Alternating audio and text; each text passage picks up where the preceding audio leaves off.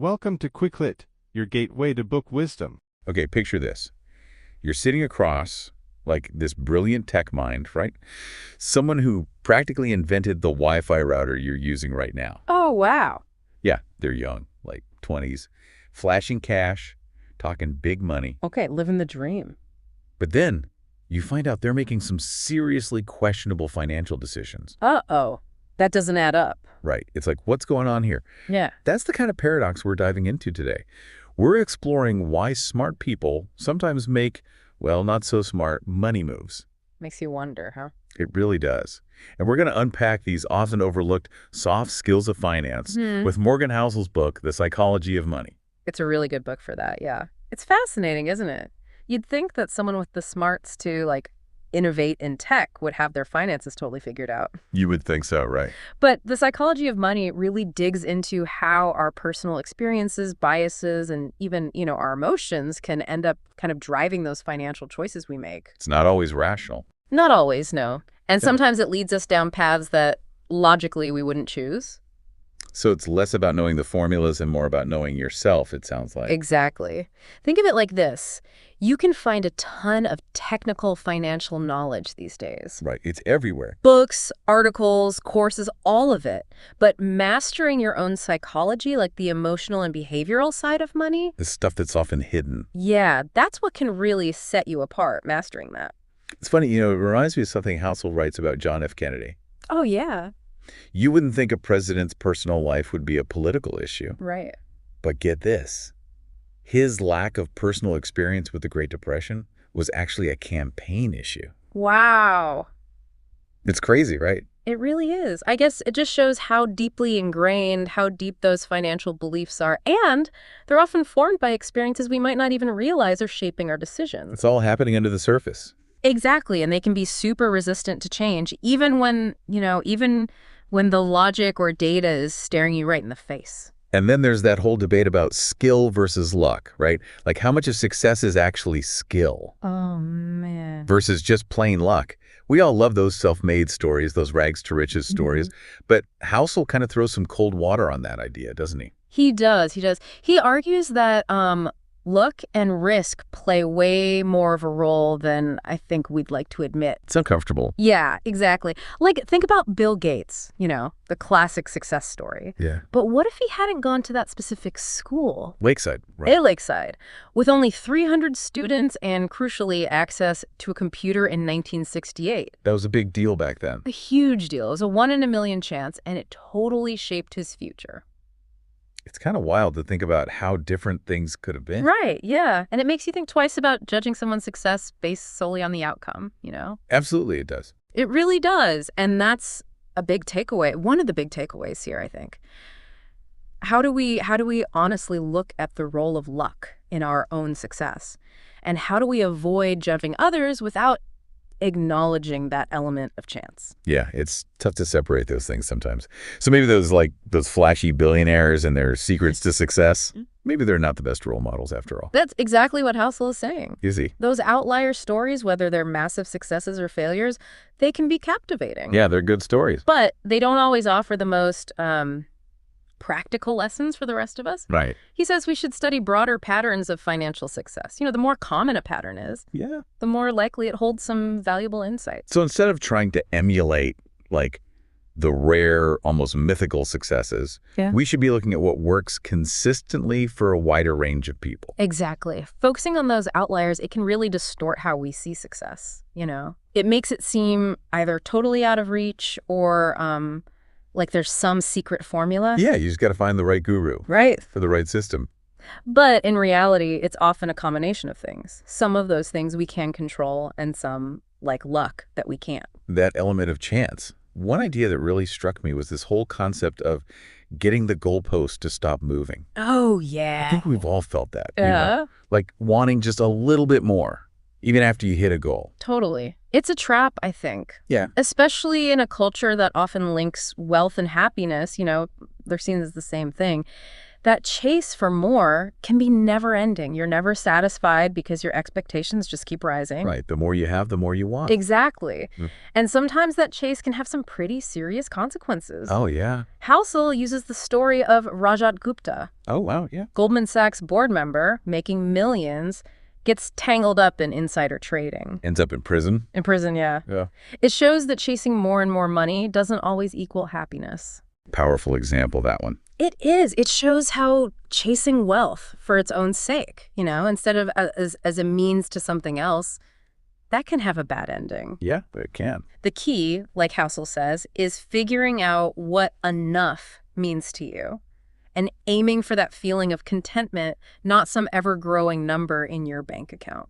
So maybe the real secret to happiness isn't the fortune, but figuring out how much is actually enough for you. I think so. And that leads into something Housel really pushes, the power of compounding. It's not about getting the biggest returns, but about getting good, solid returns. Yeah. And sticking with them for a long time. Time is the secret ingredient. The long game. Yeah. He talks about Warren Buffett, right? Yes. And how he made, what was it, like $84.2 billion Millions, yeah. after he turned 50. That's compounding in action. It really is. It's all about letting your returns make even more returns over time. So it's about patience, right? Patience, yeah, and discipline. Slow and steady approach. Slow and steady wins the race, right?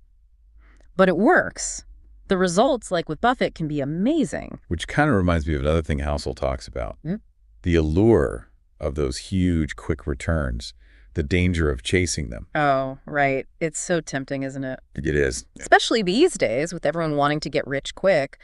But Housel uses the story of Jesse Livermore to illustrate this. Oh, yeah. Livermore made a fortune, like a killing, betting against the 1929 crash. Smart guy. But just a few years later, he lost it all, everything, because of increasingly risky bets. So chasing those big, fast wins, it can lead to strategies that just aren't sustainable. Unsustainable, and yeah, ultimately they can lead to financial ruin. That's a good point. It's a good reminder to approach investing with a healthy dose of caution. Right. Absolutely. And a long-term perspective. It's about knowing that sustainable financial success, it's built on patience, discipline, and the willingness to ride out the inevitable ups and downs. The market's always going to fluctuate, right? Wait. So we've talked about understanding our own psychology, the dangers of those quick riches. Right. What else does Housel say about building a solid financial foundation? Well, he talks about something that applies to so many things, not just money. The need for room for error. Having a buffer. Yeah, a buffer. Life, it throws a lot of curveballs, and if you're too rigid about anything, especially money, it can fall apart quickly. Right, yeah.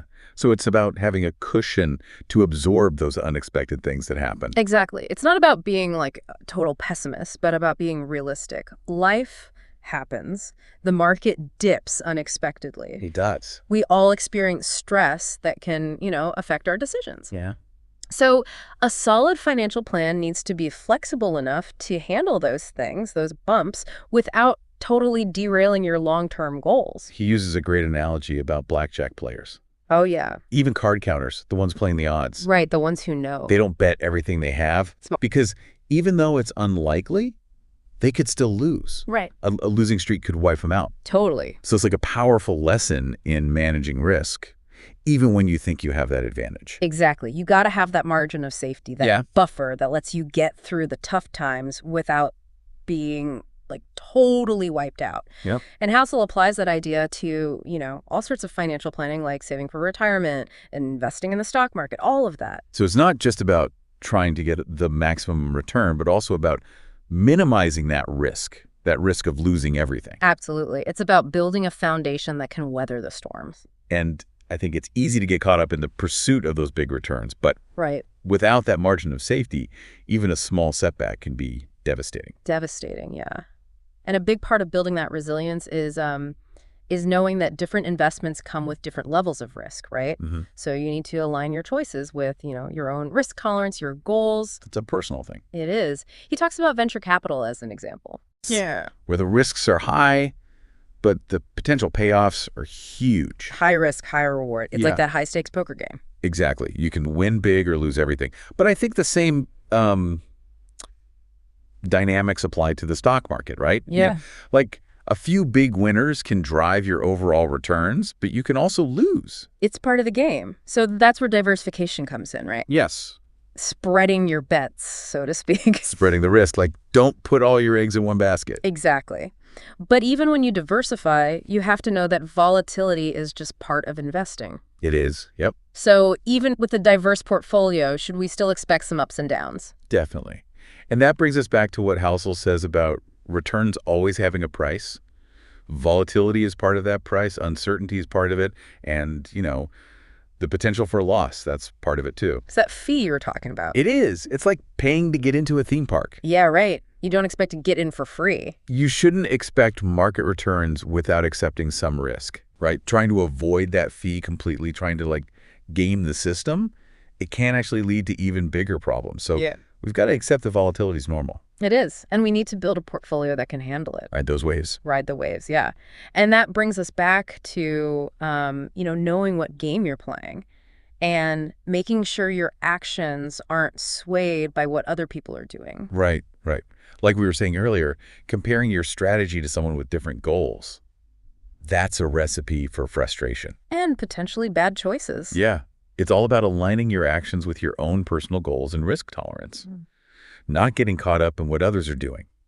And that, I think, brings us to another fascinating piece of the psychology of money, the power of narratives, the stories we tell ourselves, Oh, yeah. the stories we hear from other people. Right. They have a huge impact. They can really shape how we view the world, especially when it comes to something as complex as finance. Totally. Like Housel talks about the 2008 financial crisis. And he says that it was partly triggered by a change in the narrative, a loss of confidence in the housing market. And the whole financial system, right? The whole thing. It's amazing how much these stories, whether they're true or not, can influence what we do. It's powerful. Our decisions are driven by emotions, beliefs, and those things are heavily influenced by the stories we hear, right? Whether they're accurate or not. Right. So how do we navigate this? How do we make sure we're not being misled by stories that aren't really true? Well, Housel says we need to find a balance between optimism and pessimism. Okay. You need optimism, right? For growth, for your vision for the future. You got to have hope. But you need pessimism to see the risks,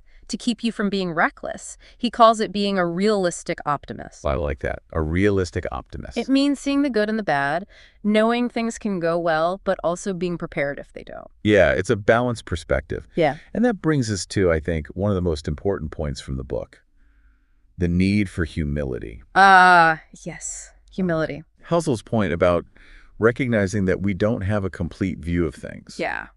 And that we're often wrong. It's a big one. It is. It's about being open to new information, changing our minds when we learn something new and not letting our egos get in the way of making good choices. Right. He uses a great analogy about doctors in the early 1900s. Oh, yeah? They didn't want to ask patients for consent Really? because they thought they always knew best. But eventually, they realized how important it is to see things from the patient's perspective. It's about respecting other viewpoints, even when you think you're the expert. Exactly. Even in fields like medicine or finance, it's crucial to stay open to different ideas. And to admit that we don't have all the answers. Me too. So I'm also really interested in what Housel says about actually building wealth. He talks about this idea, wealth is what you don't see. And it sounds so intriguing. Intriguing, yeah, a little mysterious. It's all about those subtle ways our minds affect our money decisions. Okay, I'm ready to explore that. Let's keep going with this deep dive. So, about that wealth is what you don't see idea. That's kind of cryptic, isn't it? It is. It's kind of like a riddle. But it really changes how you think about wealth once you get it. Think about it. We always see these images of wealth that are all about spending, right? Fancy cars, big houses, all that. Exactly, yeah.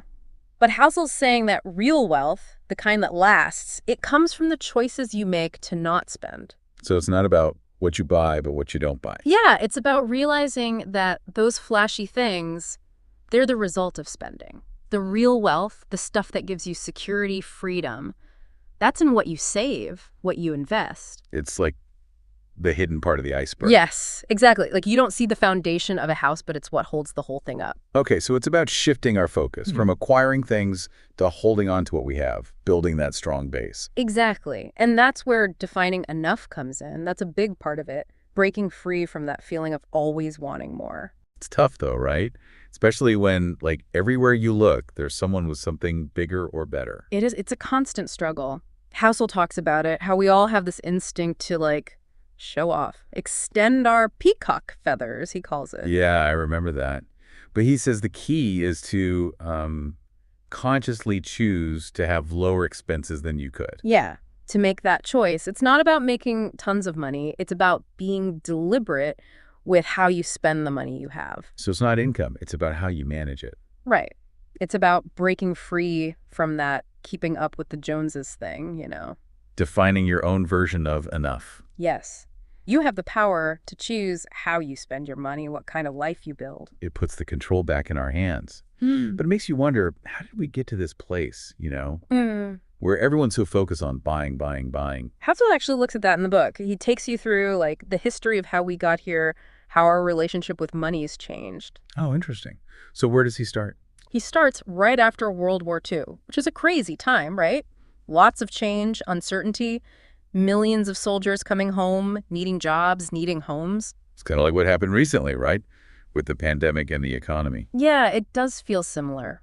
And just like back then, the government was trying to figure out how to get the economy going again, create some stability. So what did they do? Well, one of their big strategies was to, like, actively encourage people to spend money. Really? Like go out and buy stuff? Yep. They wanted people to buy houses, cars, appliances, everything, and they made it easy with low interest rates, easy credit. So they were basically creating a consumer-driven economy. Exactly. And it actually worked, at least for a while. Yeah, we had that big economic boom, right? We did. A lot of prosperity. But Hallis points out that things started to change around the 1970s. What happened? Well, inflation started going up, interest rates went up too, and there was this, like, growing feeling that things weren't so certain anymore. So the good times couldn't last forever. Unfortunately not. It was like this turning point where the economy started changing and things weren't matching up to what people expected anymore. The reality wasn't living up to the hype. Right. Wages didn't keep up with the cost of living for a lot of people. So they started using more and more credit to keep up their lifestyle, which meant more and more debt. It sounds like those problems haven't really gone away, have they? Nope. And Housel argues that a lot of the economic issues we see today, the inequality, the political stuff, it all goes back to that time. Wow. So it's not just about our own choices, but this whole bigger system that affects us too. It's both, yeah. And Housel says that, like, all those big movements, the Tea Party, Occupy Wall Street, even Brexit and, the election of someone like Trump, Yep. they're all coming from this feeling that the system's broken, that it's not working for everyone anymore. So we can't just look at our own individual choices. We got to see how they fit into the big picture. Exactly. It all matters. So we've talked about how history plays a role, how those those stories are powerful. Yeah. But how do we manage risk in our own lives, especially when it comes to money? It's a big question, yeah. Housel dives into that, into how we see risk versus how it really is. He talks about blackjack card counters. Oh, yeah. The ones who can beat the odds. Exactly. They have a system. They know the probabilities. Right. But even they never bet everything they have. Because there's always a chance, even a small one, that they could lose it all, right? Right. It's a great lesson. Even when you think you have an advantage, you got to manage risk. Don't get cocky. It's like diversification, isn't it? Yeah, exactly. Spreading your bets, not putting everything on one outcome. And that brings us to this idea Housel talks about, margin of safety. Having a cushion. Yes, a cushion. It's about having that buffer to absorb the hits, the ups and downs of investing, of life. So it's not just about getting the most return, but protecting yourself from losing everything. Yeah, it's about building a strong foundation. It's easy to focus on those big wins, but even a little setback can be really damaging if you don't have that cushion. It can wipe you out.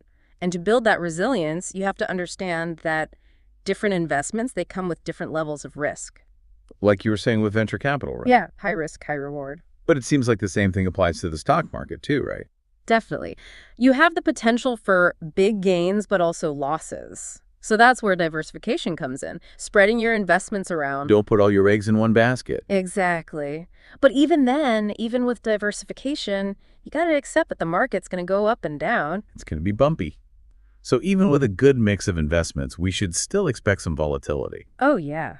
That's part of what Housel calls the fee for returns.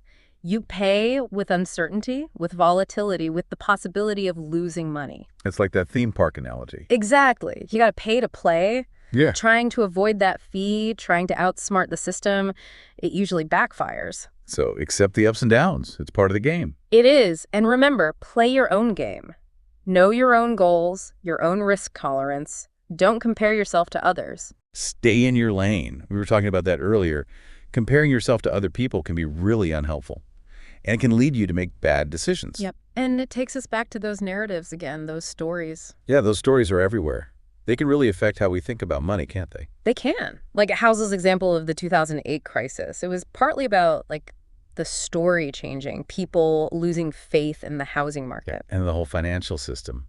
It's wild how those stories, even if they're not totally true, can have such a huge impact. Our decisions are driven by how we feel, by what we believe. And stories, they shape those feelings and beliefs, whether they're accurate or not. So how do we make sure we're not falling for, like, bad stories? Housel says it's about balance. You need optimism to see the possibilities, to plan for the future. But too much optimism can be dangerous, right? It can. That's where pessimism comes in. It helps you see the risks, keeps you grounded. So a bit of both. It's that realistic optimist idea. Yes, exactly. It's about seeing both sides, knowing things can go well, but also being ready if they don't. It's about being prepared. Mm-hmm. And that brings us to what I think is like one of the most important things in the book, being humble. Humility. So important. Housel's point about realizing we don't have all the answers Yeah. and that we're wrong a lot of the time. That's tough to admit sometimes. It is.